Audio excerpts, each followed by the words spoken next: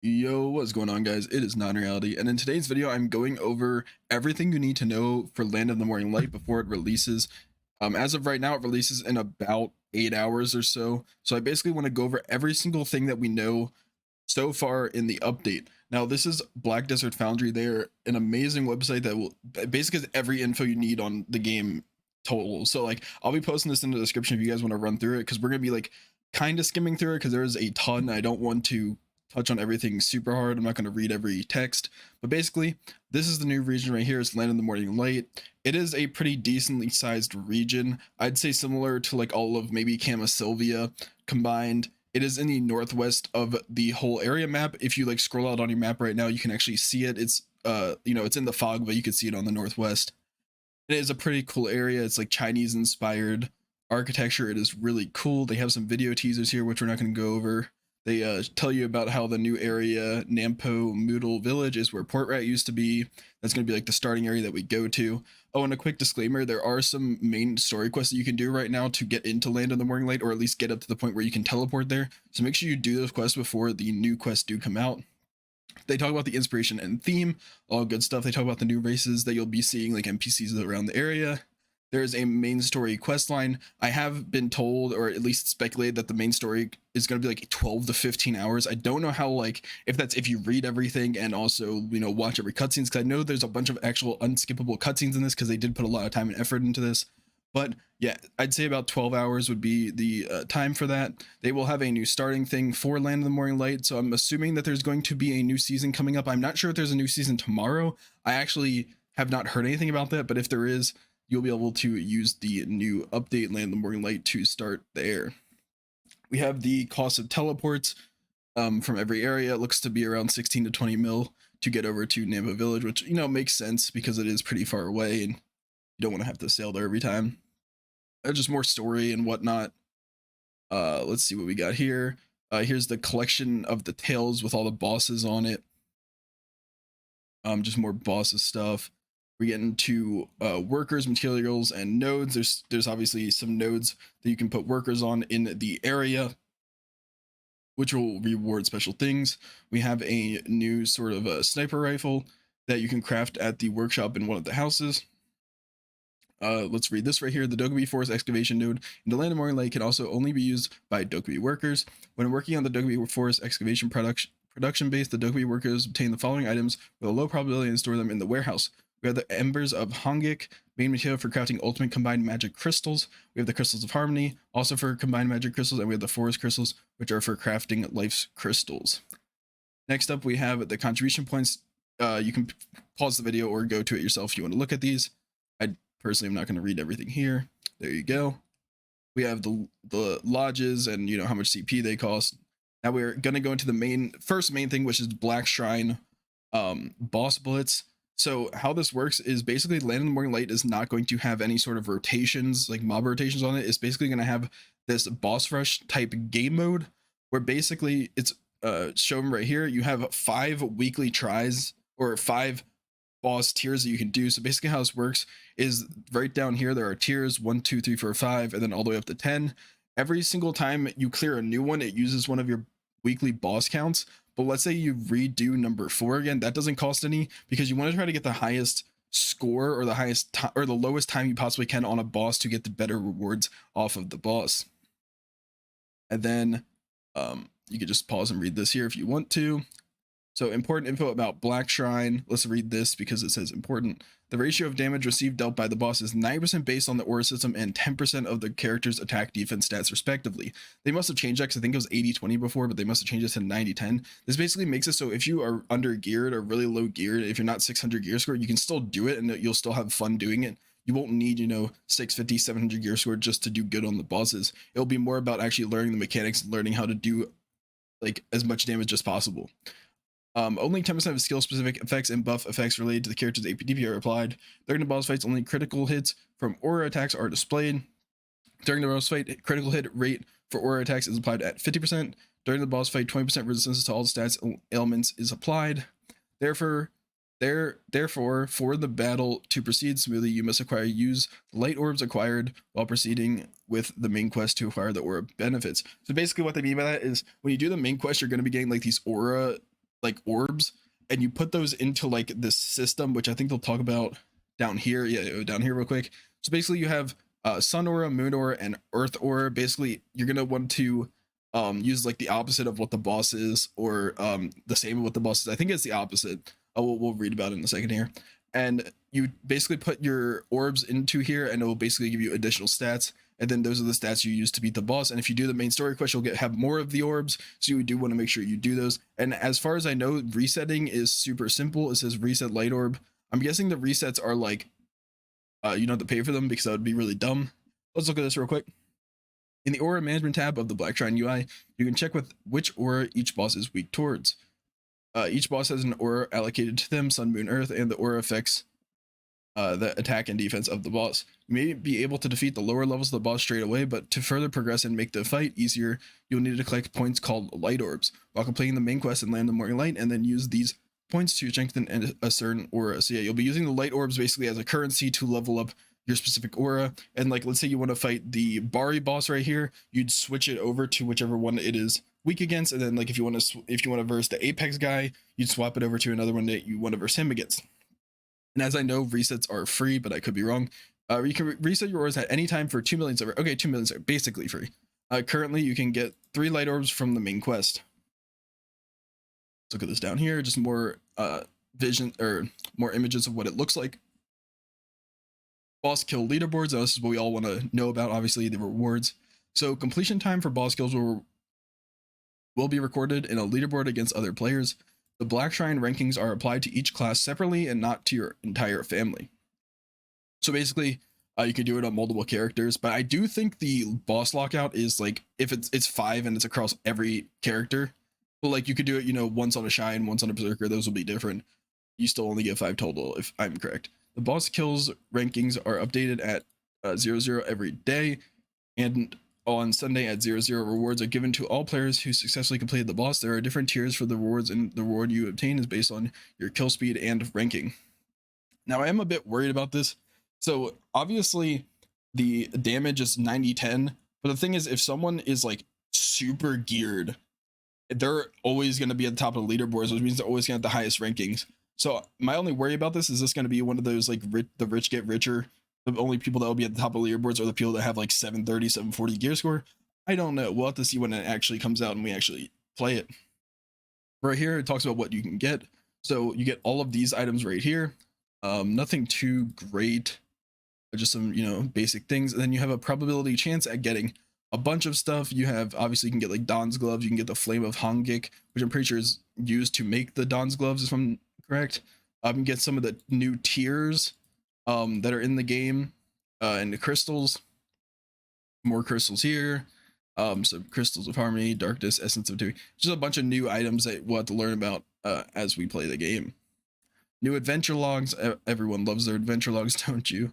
There are also other new adventure logs, such as Land of the Morning Light adventure log, the Eyes of the Adventure Journal. It can be completed with a character that is level 11 or higher. That's cool. There's some images of what it looks like. I know that we will actually be getting 1 AP and 1 DP. I think that's from the main story though. Yeah, probably, because right here it says furniture types.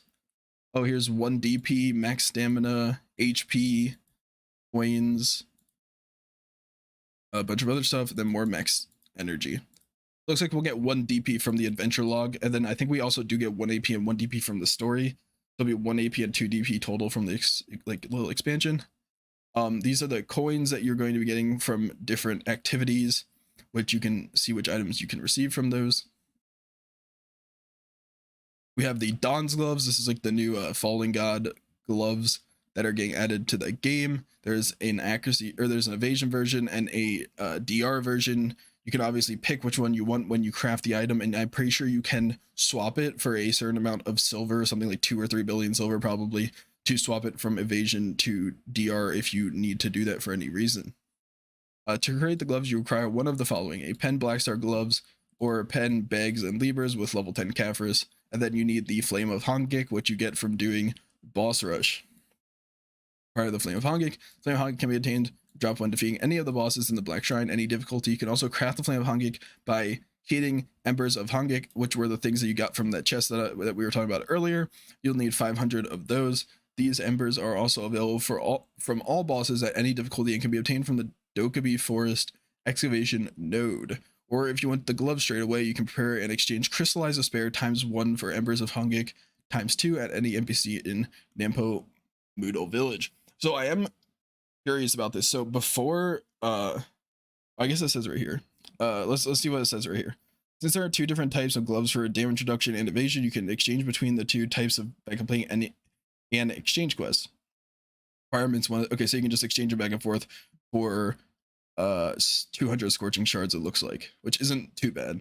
It's actually a good thing because scorching shards like have like tons listed right now and no one uses them for anything. So one thing I wanted to touch on real quick. So it says you can make them with 500 embers. Now before, when we heard about this info, we thought it was 500 embers plus 300 despairs total to make it, but it looks like it's just 500 embers, and you can hand in 250 of these for 500 of these, which is really nice actually if that is the case. But that means the price of these will go up a ton. The cool part about that is 250 despairs honestly is not that hard to farm, and honestly doesn't cost that much in general. So it might actually be a really good way of doing it if you just don't have a lot of luck during the bosses. We have the Taybake's belt. Taybake's belt is a new belt that can be crafted using a new item called Essence of Taybake. This item can drop when you defeat a boss in Land of the Morning Light. Crafting recipes for Taybake's belt: processing heating, Essence of Taybake, tongue grab belt, magical shards, blackstone, and magical lightstone crystals. The Taybake's belt is a unique accessory because it unlocks a new skill when equipped. The skill depends on the level of enhancement, and the belt cannot be unequipped while the skill is on cooldown. We'll talk about that in a second. I know I want to quickly touch on, and I actually don't know the answer to this. If anyone does, leave in the comments. So it says this can be dropped when you defeat a boss on any difficulty. I am curious if we can repeatedly farm a boss for the drops, because it doesn't say it drops from the chest that you get at the end of the week. It says it drops from the boss itself. So I am curious if the only way you can get boss drops is if you use one of your 5 uses per week, or if you can repeatedly farm the boss, and that also will give you a chance of dropping the stuff you need. I'm not sure, and we'll have to see when it actually comes out. So for the effects of skill use, so all AP for 60 seconds when using the skill, all defense for 60 seconds when using the skill, all accuracy rate for self and allies for 60 seconds, and it gives you super armor. So it looks like that is crazy actually. So it looks like it doesn't say a time limit on the super armor. I doubt it's 60 seconds, mainly because in this GIF right here, he uses it, it goes away, and then it restarts the loop. So I'm guessing the super armor is only while you're in use of it, but it looks like it gives AP, DP, and accuracy rate, which is pretty nice, and it might be really useful when you're doing siege node wars, especially if this buff stacks. Like if you can do 5% for allies and 10 people use it, that's 50% accuracy. I'm not sure if it works like that, probably not, but we will have to see. This is what the belt's stats look like. And we'll go down now to the Deborah Earrings. This is a new Deborah add-on to the game. The Deborah Earrings can be crafted using an item called the Jewel of Illusion. This new item can drop from bosses level 4+ in the Land of Morning Light. So as you can take notice, 4+ is like the threshold for everything you need to drop in the game. So I'd recommend, if you can, to make sure you farm level 5 over and over as much as you can, if that is something that you can do to get the drops. I'd recommend not really doing 1, 2, 3, 4, except for the first time you do it, because you will have to do 1, 2, 3, 4, 5 the first time to actually unlock the higher tiers of the boss rush. So crafting recipe is the Jewel of Illusion, which is this right here. We have an Ancient Power red shard and Ancient Power black shard. I'm pretty sure these are the ones I dropped from Sakraya. I could be wrong though. Deborah Earring has 3 set bonus when equipped with the other Deborah accessories. They basically added a whole set bonus for all of the Deborah accessories, which is actually really nice, because I just like having set bonuses in the games, which is all AP plus 12, obviously hidden AP. This set effect is applied even when wearing 2 Deborah earrings and 1 Deborah necklace or a belt. The Deborah earrings, as I know, I think they actually nerfed this, because before, so it's 19 AP at pen. I'm pretty sure before it was 21 AP, which is exactly the same as Distos. They must have dropped it because they probably thought it was too overpowered, because before it was basically going to be the same AP as Distos with no negative drawbacks, which I think was going to be a little bit too overpowered. So they did drop that back a bit, but it's still really nice. And then how to obtain Tears of Illusions: obtain reward for defeating Land of Morning Light bosses. You exchange basically 20 of those. Embers of Hongik, which are the ones that you use for the flame, but you can also use it for this. Magical Lightstone Crystals and Yona's Fragments. So make sure you save those Yona's Fragments if you haven't gotten rid of them already to craft the Jewel of Illusion. We have the new crystals. Now these new crystals are going to be like, think of them as like these mega OP crystals that you're only going to be able to have one of. They're going to be really expensive, but they're going to be really useful. So if you complete Land of the Morning Light main quest line, you can obtain 2 of the Kebi water. These items can be used to unlock 2 new crystal slots. It right here at the bottom, I'm pretty sure, because these are Garmoth ones up here, so it looks like these bottom ones right here. Obtain reward by completing another more like unlocks the slot located in the bottom left, and unlocks a slot in the bottom left as well. I feel like one of these should say bottom right as well. Anyway, so yeah, you'll get 2 more crystal slots, which is really cool. And then we have the different types of crystals. So combat crystals, there are also the tier crystals, which have a lot of item effects and are new best in slot crystals. However, you can only equip one of the tier crystals in your crystal preset. These are 3 different versions of each crystal and all 3 different tier crystals to choose from depending on what stat you would like to for what content. So I've looked at these before. Basically how it's going to work is these red ones here is going to be your main AP crystals if you're fighting, open world. You have your damage reduction crystals if you're a tankier class and you need damage reduction. And then this one right here is going to be for grinding because it does give a 10% item drop rate instead of a 5% up here.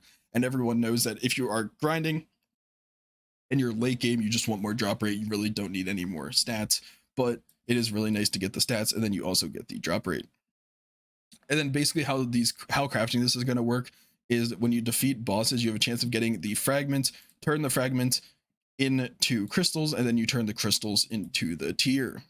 And then I'm not sure if you can sell these in the market. I'm pretty sure you will be able to, but we will have to see. Next is the Crystal of Harmony. This item can be combined with existing crystals to create a more powerful version of the crystals. And it's available from an excavation node in the Land of Morning Light and also a drop from any of the bosses. We have the Ultimate Combined Magic Crystal Gervish, Ultimate Combined Magic Crystal Makalod, and Ultimate Combined Magic Crystal Hooms. This basically just upgrades, Makalod's Hooms and Gervishes to a better version of that, which you can see right here. Which is pretty nice because Hooms honestly have been kind of out of fashion recently, or at least they were for a bit. So these will give them a reason to be back in and maybe cost a bit more silver. Finally, the last new combat crystal are the Crystals of Decimation, Crystals of Bitterness, and Crystals of Darkness. Each crystal belongs to the following crystal groups, and the maximum number of equipable pieces is in a group is 2. So we have the Crystal of Decimation, Drawson Black Shrine, Crystal of Bitterness Black Shrine, and Darkness Black Shrine. These are what it does here. So we have monster AP, back attack damage. We have damage reduction, evasion, monster damage reduction, and all AP, all accuracy, back attack damage. Obviously, we have Darkness, which is going to be best in slot. I think this might even be best in slot for PvE as well, just because the back attack damage 12%, better than 1%. It cancels out the 2 or was it 5 extra AP you'll be getting from the Decimation. I think Darkness is just going to be the best one you could possibly get. We do have a bunch of life skill crystals. Personally, I'm not a life skill person, so if you want to pause this or go look at it yourself, you can do that. I'm not really going to know what half of this stuff is. We have new mini games. Basically, this is like if you played Lost Ark, you're going to be getting mini games now when you do certain tasks, which will then reward better stuff and also reward chances at like rare items. They're showing you right here all of the cool mini games, which is actually really cool. I think life skilling for a while has been just a chill thing that people do, but I think this will give it a cool little activity to do while you are farming. Now this is actually something I do want to talk about, even though it is life scaling, is the Millennial Wild Ginseng. So it is a 90-day buff. It gives max HP, stamina, resistance. They spelled resistance so wrong there. Max energy, energy recovery, max weight, breath strength, and heat stroke. Current market price in Korea is 3 billion silver, which is a pretty decent amount. It honestly, I feel like it should give more life skill based stuff, like maybe life skill drop rate or whatnot. I feel like it did before, but it could be wrong. Other gathering materials, you can read this if you want to. Some new gatherable items. Marnie sniper rifle and hunting life skills. Crafting materials for the new rifle. I'm guessing this is new areas in the Land of the Morning Light where they'll be hunting, which is pretty cool because if there's no rotations in the new area is cool that they're going to fill it with other stuff like hunting and life skilling. There's also stuffed furnitures, which will give more buffs like they do now.